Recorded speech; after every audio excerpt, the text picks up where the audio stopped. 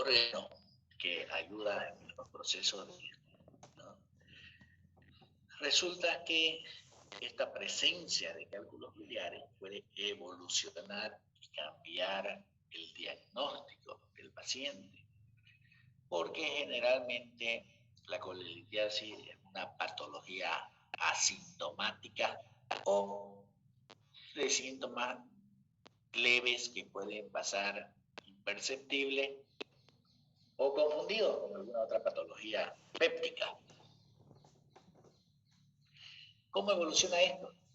Al precipitarse, como habíamos visto, los cálculos biliares, las sales biliares, formarse los cálculos, el organismo no reconoce como parte de sí mismo, sino como cuerpos extraños. Entonces, después de la ingesta de alimento, la vesícula se puede contraer, se contrae en realidad expulsando la bilis, ¿no?, por la vía biliar principal al sistema digestivo para favorecer el proceso de la digestión. Estos litos o en ese proceso de contracción, ¿no?, y dependiendo de su volumen o tamaño, ¿no?, ser o no expulsados o, como en este caso, impactados en la porción terminal de la vesícula. Como ustedes ya saben, la vesícula consta de un fondo, un cuerpo, un bacinete y de ahí su conducto cístico, ¿no? Cuando estos cálculos son de un volumen mayor al del calibre del cístico, se impactan en el bacinete, no pudiendo progresar hacia la vía biliar. ¿Qué va a producir esto? Esto va a producir que la vesícula aumente de tamaño y se produzca un dolor intenso, ¿ya? Un dolor intenso por lo que está tratando de expulsarse ese lito o esa piedra, si quieren llamarlo así. En esa primera instancia se conoce con el nombre de cólico biliar, ¿no?, que es un dolor intermitente con picos de subida y de bajada. Es decir, que se acerca el dolor bastante al paciente en la región abdominal, no encontrando postura. Posteriormente viene seguido de un periodo de calma para luego reintensificarse. Si los cólicos biliares persisten por la impactación de la piedra, porque a veces la piedra puede retornar esa contracción y volverse al fondo y cede el dolor. Pero si la impactación persiste en el bacinete, en la desembocadura del conducto cístico, la vesícula se va a aumentar de volumen, sus paredes se van a inflamar, por lo tanto se van a engrosar, constituyéndolo así en un cuadro clínico de colecistitis aguda, que pueden ser de dos tipos, litiásica y alitiásica. Más del 90% de las colecistitis agudas son litiásicas. Me atrevería a decir inclusive un 98%. Un pequeño porcentaje son colecistitis bacterianas, que igualmente se inflama la pared de la vesícula, pero a consecuencia de una infección bacteriana. ¿Ya? Entonces, esta patología ya nos va a traer una historia en la anamnesis. Nos va a traer una historia en la anamnesis. Aquí, por ejemplo, miren, una vesícula bastante inflamada, sangrante, hígado, con proceso inflamatorio, con placas blanquecinas de fibrina, un proceso bastante agudo. Entonces, esta historia comienza así. Los pacientes refieren antecedentes de dolores anteriores. Es muy raro que en un primer episodio ya suceda una colecistitis aguda. Generalmente viene un cólico biliar que cede y posteriormente un dolor que ya persiste después de la ingesta ingesta de alimentos, sobre todo los alimentos grasos, que son llamados colecistoquinéticos, ¿no? Entonces, ese dolor va a ser de gran intensidad y permanente, que no va a ceder a los antiespasmódicos y analgésicos, sino que va a persistir. ¿Cuál es la maniobra para interpretar o para diagnosticar un proceso de colecistitis aguda? Es el signo de Murphy. ¿Lo conocen, no? Repasamos. ¿Cuál es el signo de Murphy? Se hace una palpación profunda en el hipocondrio derecho. El hipocondrio derecho aquí debajo de la costilla, al lado derecho. Se hace una palpación profunda y en ese momento se pide al paciente que haga una inspiración profunda. Esa inspiración va a provocar que los pulmones aumenten de tamaño. Entonces la base pulmonar, que está en contacto con el hígado, va a empujar el hígado hacia abajo. Y al empujar el hígado hacia abajo, la serosa inflamada de la vesícula va a chocar con su mano. Y el paciente va a referir un dolor más intenso, mayor al del reposo. Entonces, a ese signo se conoce con el nombre de signo de Murphy. Murphy positivo, sinónimo de colecistitis aguda. ¿Ya? Entonces, sucede un proceso inflamatorio en la vesícula. Entonces, examinaron a nuestro paciente, se comió un pollo frito, vino con dolor, muchas veces con náusea y vómito en 1 o 2 oportunidades, ¿no? Ustedes le hacen la anamnesis, después proceden a la revisión del paciente y cuando llegan a la parte abdominal, hacen la maniobra de Murphy y les resulta un Murphy positivo.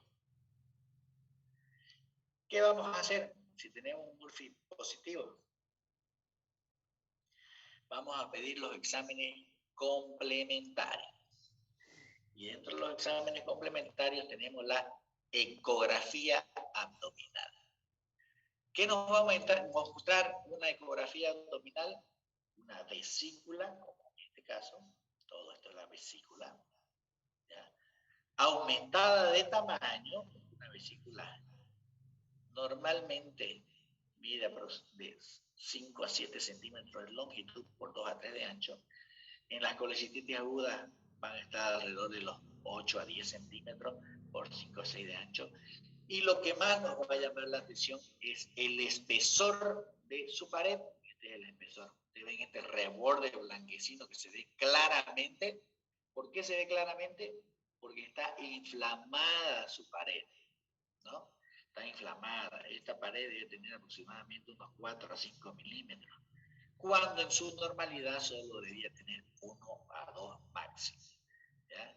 Además, en su interior verificamos la presencia del cálculo biliar impactado en la porción que se conoce con el nombre del bacinete, ¿ya?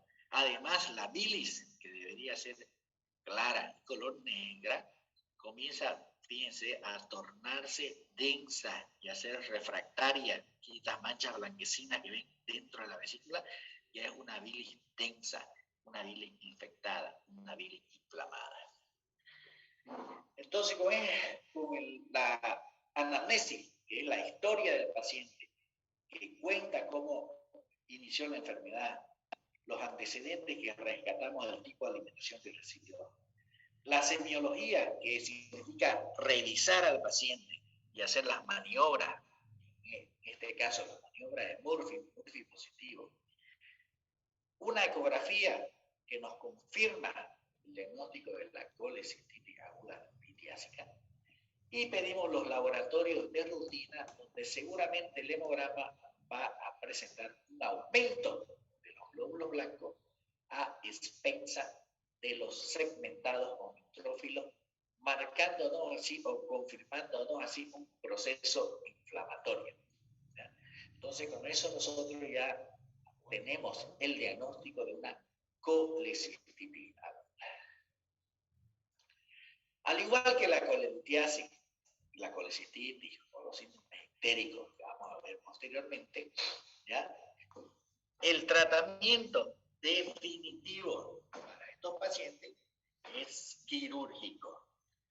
Pero previo a eso, nosotros para disminuir la intensidad del dolor o en una preparación previa a una cirugía, vamos a pedir todos los exámenes de rutina: hemograma, glicemia, urea, creatinina, amilasa para ver que no esté complicado con una pancreatitis, bilirrubinas, transaminasas para ver que no esté complicado con una obstrucción de la vía biliar, ¿ya? Coagulación, sangría y protrombina para poder realizar una cirugía con seguridad y que no hayan alteraciones en estos factores. Glicemia, creatinina, que son parte de la función general, que deben estar en óptimo estado para poder llevarse a cabo el acto quirúrgico. Entonces, todos estos parámetros hay que tenerlos por seguridad previo y antes de una cirugía. Además de verificar y descartar otras infecciones, se realizan también un examen de orina, un rayo X de tórax para ver que la función pulmonar esté óptima, que no cuente con procesos fibróticos, infecciosos o inflamatorios, o en todo caso definir los riesgos de la cirugía. Posteriormente, una valoración cardiológica y anestésica para que se estadifique el riesgo de la cirugía y se pueda informar a pacientes y familiares de los sucesos que puedan darse dentro del mismo acto quirúrgico, ¿ya? Una vez hecho esto, procedemos a la internación del paciente. ¿Con qué internamos un paciente con una colecistitis? Porque por favor tienen que saber tratar los pacientes. No sean como hoy en día muchos de la medicina general está desvirtuada porque no saben tratar los pacientes. Viene un paciente y lo primero que hacen es pedir una interconsulta. No saben colocar un analgésico, no saben calmar un dolor, no saben hidratar a un paciente. Entonces, primero hay que estar preparado para estabilizar al paciente y después se deriva o se busca el especialista. Primero se realiza una estabilización del mismo, ¿no? Entonces, una vía, sí o sí tenemos que tener una vía canalizada con una bránula 18 que sea de un buen acceso en la localización específica y no así en una flexura donde esa vía se pueda dañar o interferir dentro de la manipulación, ¿no? Un suero de hidratación, un Ringer normal, un fisiológico. No se olviden que ese paciente puede estar deshidratado por la no ingesta ya de alimentos después del dolor, por los vómitos donde se ha perdido el electrolito. Entonces tenemos que rehidratar al paciente. Acompañamos la hidratación del paciente con un suero Ringer normal y fisiológico. Acompañamos con analgésicos. Analgésicos vamos a utilizar antiespasmódicos y algunos AINE. Entre los más conocidos que más se usan hoy en día tenemos el ketorolaco, el ketoprofeno, ¿no? Y sus variantes, ¿no? Todos ellos siguen la familia de los AINES. Colocamos todos estos analgésicos a horario. Y lo más importante, el reposo glandular, es decir, nada de ingesta de alimentos porque eso va a estimular nuevamente la contracción de la vesícula y los dolores. Ponemos al paciente número 1, NPO. Número 2, hidratación. 2000 de Ringer, un Destroza para darle energía en 24 horas. Vamos a utilizar un antibiótico, de preferencia de buena perfusión en las vías biliares, donde tenemos entre los mejores la cefazolina o la cefradina. También podemos usar cipro en casos demasiado agudos. Disculpe, doctor, ¿lo puede repetir esos medicamentos? Ya. Los medicamentos más comunes o de elección que tenemos la cefazolina, la cefradina, ciprofloxacina o levofloxacina, en los casos más comunes. También podemos utilizar en procesos demasiado infecciosos, asociándolo, lo anteriormente mencionado, a la amicacina, que es un aminoglucósido. ¿Ya? Y ahí tenemos una última generación, pero es muy poco usado. Generalmente con estos antibióticos son los de elección y son suficientes. Después de los antibióticos, utilizamos los analgésicos horarios que les he mencionado, los antiespasmódicos y los analgésicos como el ketoprofeno, el ketorolaco. Tenemos tramadol, todos ellos que son de la familia de los AINES y sus variantes. Ya cada médico con su experiencia puede ir teniendo preferencia por alguno de ellos, ¿no? Son los más usados que tenemos. Si el paciente vomita demasiado, podemos usar el antiemético, el más común, la metoclopramida. Cabe mencionar, ¿ya?, que todos los medicamentos, y esto para que lo tengan cuidado, ¿ya?, hoy en día se están realizando o colocados a través de bombas de infusión. Una bomba de infusión es un dispositivo que regula la entrada de estos medicamentos. ¿Para qué? Para evitar la colocación rápida en alto volumen de los mismos y puedan realizar algún proceso alérgico. Los pacientes que hemos visto y hemos escuchado historias que hay pacientes inclusive que han fallecido a raíz del proceso alérgico de algún tipo de analgésico o antibiótico, porque algunos causan paro respiratorio, en su mayoría, ¿no? Y hay que saber darse cuenta para auxiliar a tiempo o para prevenir y suspender la colocación. Entonces estas bombas de infusión, te coloca el medicamento en la bomba y ahí le pone, son el dispositivo electrónico, por decir, pasar en 15 minutos o en 30 minutos. Entonces no lo va a pasar tan rápido como una jeringa, que lo pasa en 3 minutos, ¿no? Entonces en 15 minutos se va entrando un goteo lento. Entonces ya el paciente puede manifestar, está molestando, me está faltando el aire, entonces usted suspende y se evita un problema, ¿ya? Entonces hoy en día, cuando ustedes trabajen, siempre donde vayan a trabajar, hay que pedir, hay que sugerir y solicitar que se utilicen bombas de infusión para la aplicación de medicamentos, para tener una mayor seguridad en nuestro trabajo. ¿Ya? Entonces, una vez realizada toda esta medicación, ¿ya?, valorado al paciente con todos sus exámenes en orden, se procede ya a derivar al cirujano y él ya programará la cirugía. Las tenemos de dos tipos, como hemos mencionado en la colelitiasis, la laparoscópica, está acá, ¿ya?, que nosotros vemos que por una vía de puerto, después vamos a hablar un tema específico de la laparoscópica, ahora grandes rasgos, con una pinza se clipa el conducto cístico y se desprende la vesícula, ¿no? La recuperación es mucho más rápida. Aquí tenemos, miren, se colocan dos clips en el cístico, otra en la vesícula, se clipa la arteria cística y se desprende y se retira la vesícula por el puerto umbilical.